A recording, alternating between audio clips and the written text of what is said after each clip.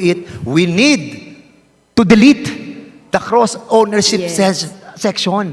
For us, ang Meralco, maging distribution utility na lang. At kung pag sila distribution utility na lang, alam mo pa kung anong gagawin nila, Congresswoman?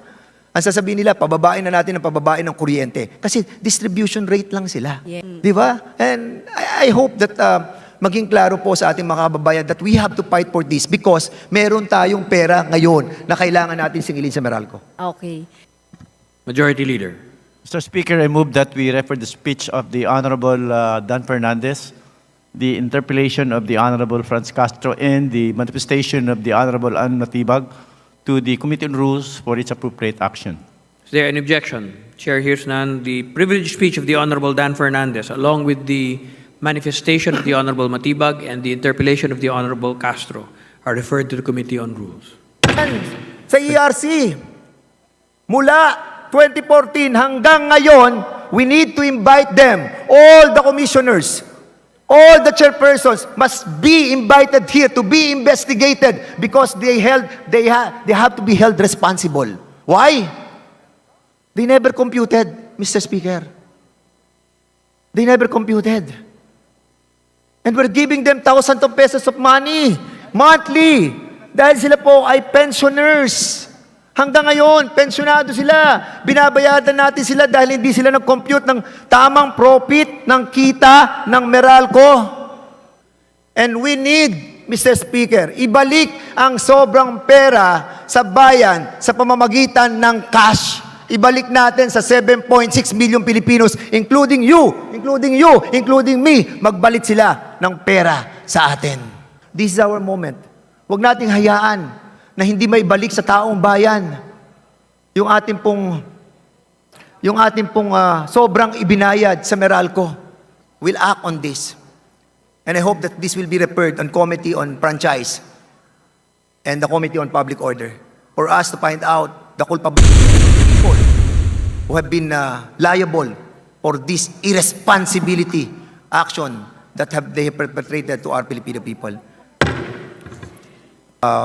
Mr. Speaker, according sa rules ng distribution wheeling rates ng ARC, every 4 years, kailangan binabago mo yung computation ng pagkakakitaan ng Meralco. At yun ay nag-expired noong 2015. Supposedly, ang 2014, magko-compute na sila ng panibagong weighted average cost of capital na kung saan po, ang pinagbabasihan nila ay noong 2010 pa. Kasi 4 years 2011 to 2015, ang pagbabasihan nila, 14.97%. Pero nakita nila na noong 2014, bumaba na lahat ng indicators. Lahat ng risk rate, lahat ng interest rate, bumaba na. So, ang sabi nila, nako, kapag kinompute natin to, sigurado to, bababa yung weighted average cost of capital. At kaya, pwede ko papakita sa inyo, dahil noong 2017, ang weighted average cost of capital natin is 7.7% lang. So kung mababa ang weighted average cost of capital nila, mababa yung magiging profit nila. So what they did was to have a conversation with the ERC. That's the reason why we will be inviting them to be a part of the investigation.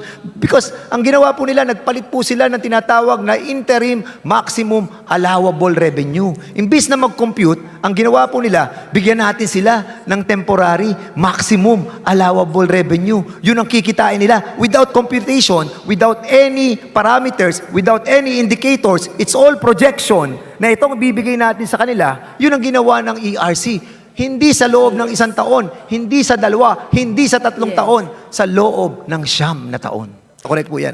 At kung talaga ang contention po ng Meralco is that nalulugi sila, it's high time that we renew. I-renew po natin yung prangkisa nila. At nasa ganun po, yung malaking prangkisa na binigay po natin sa kanila, hatiin na po natin sa 3. Kasi nakasectorize na naman nakasectoralize sila Central, yung NCR, yung sa South Luzon, yung sa Calabarzon. Pagdating naman sa North, yun ang North sector. Hatiin na natin yung prangkisa nila. Nang sa ganon, hindi na po sila mahirapan at nalulugi naman po pala sila. Kasi dito po sa Pilipinas, very unique po yung ating ginawa. Actually, this was not the intent of this House of Representatives 25 years ago. 25 years ago, hindi po yun ang ating bill na sinabmit sa Senado. Ang sinabmit po natin, wala po tayong cross-ownership. Wala po yung Section 45 na kung saan ang distribution utility makakabili siya ng kuryente sa kanyang mga ka-affiliated. Come to think of it, common sense dictates kung ikaw ang distribution utility at affiliated ka sa mga kumpanyang ito, di siyempre bibili ka doon sa mga ka-affiliated mo, doon sa mga kasosyo mo. We allow it. 50% under Section 45 ng EPIRA Law, inalaw natin yon, pero hindi tayo ang nag-allow. Ang nag-allow doon sa bicameral sa Senado 25 years ago. And that's the reason why we need to review it. We need to delete the cross-ownership section. For us, ang Meralco, maging distribution utility na lang. At kung pag sila'y distribution utility na lang, alam mo pa kung anong gagawin nila, Congresswoman?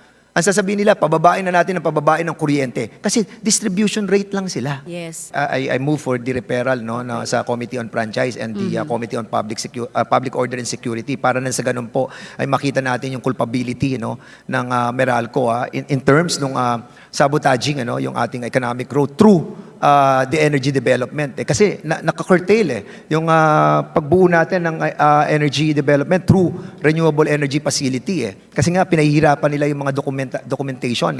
And this also, yung ating pong mga building official ng different LGU, they must be held responsible as well. You know why? They're not undergoing the ARTA, yung anti-red tape authority, na kung saan wala na pong face-to-face dapat yung pakikipagkuha ng permit ng ating pong mga consumer because this is something that will be helpful to our society. Pero anong ginagawa nila? Nagkakaroon ng communication. That's the reason why yung ating pong numbers na nagne-net metering out of 7.6 million, can you imagine? 6,000 lang ang nagne-net metering.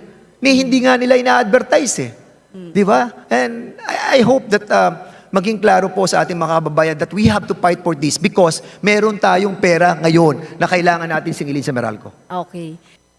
Majority Leader. Mr. Speaker, I move that we refer the speech of the Honorable Dan Fernandez, the interpellation of the Honorable Franz Castro, and the manifestation of the Honorable Ann Matibag to the Committee on Rules for its appropriate action. Is there any objection? Chair hears none. The privileged speech of the Honorable Dan Fernandez, along with the manifestation of the Honorable Matibag and the interpellation of the Honorable Castro, are referred to the Committee on Rules.